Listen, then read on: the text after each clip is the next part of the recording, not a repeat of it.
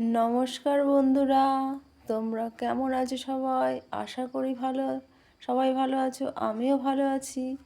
আজকে সকাল সকাল আমরা ঘুম থেকে উঠে গিয়েছি। উঠে সব কাজকর্ম সেরে স্নান ধান করে বেরিয়ে পড়েছি।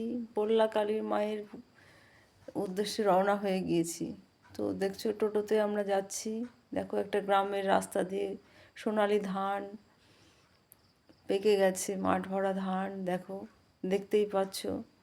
তো এই দেখো আমরা বল্লায় পৌঁছে গেছি। এই দেখো বল্লা মন্দিরের গেটটা, মেলার গেট। এই দেখো কত দোকান বসেছে।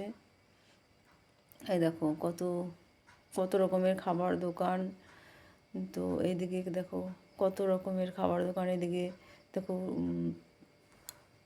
জিনিস, কাঁসার দোকান, এদিকে শাখা বসেছে, এদিকে কসমেটিক জিনিস বসেছে, কত রকমের। আর এত ভিড় হয় এই মেলায়, দেখো কত রকমের দোকান, কত রকমের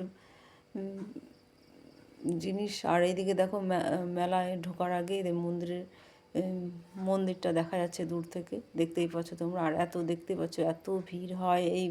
আমরা সকালে গিয়েছি, তাও দেখো কত ভিড়। এই দেখো আমরা মন্দিরে তো ঢুকেই নি, তো মন্দিরের বাইরে অনেকটা দূর থেকে দেখো এত ভিড়, মন্দিরে ঢুকতে পারবো না জন্য আমি কি করেছি, বাতাসাগুলো ছিটিয়ে দিয়ে দুটো ফুল বেঁধে দিয়ে চলে এসেছি ওখানে বাঁশের সঙ্গে।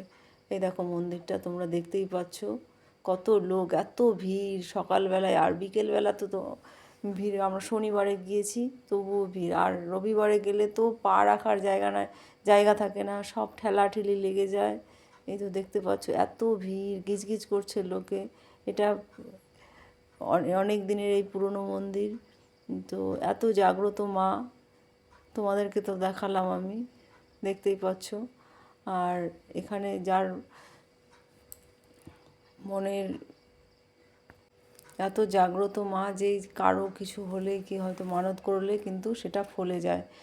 তো সেই জন্য লোকে সেই ভারত বিখ্যাত এই মেলাটা, তো সেই দূর দূরান্ত থেকে কত লোক আসে এই মেলাতে, দেখতেই পাচ্ছ। কিন্তু বন্ধুরা, তোমরা যদি কেউ আমার চ্যানেলে নতুন হয়ে থাকো, প্লিজ আমার চ্যানেলটিকে সাবস্ক্রাইব করে আমার পাশে থেকো। আর কেমন হয়েছে এই মেলার দৃশ্যটা তোমরা অবশ্যই কমেন্টে জানাবে। এই দেখো আমাদের মেলা ঘোরা হয়ে গেছে, এবার বাড়ির উদ্দেশ্যে রওনা হয়েছি। দেখতেই পাচ্ছ এই সোনালি ধান, রৌদ্র উঠে গেছে। যাচ্ছি, টাটা। আবার পরের ভিডিও নিয়ে ভালো থেকো, সুস্থ থেকো, বাই।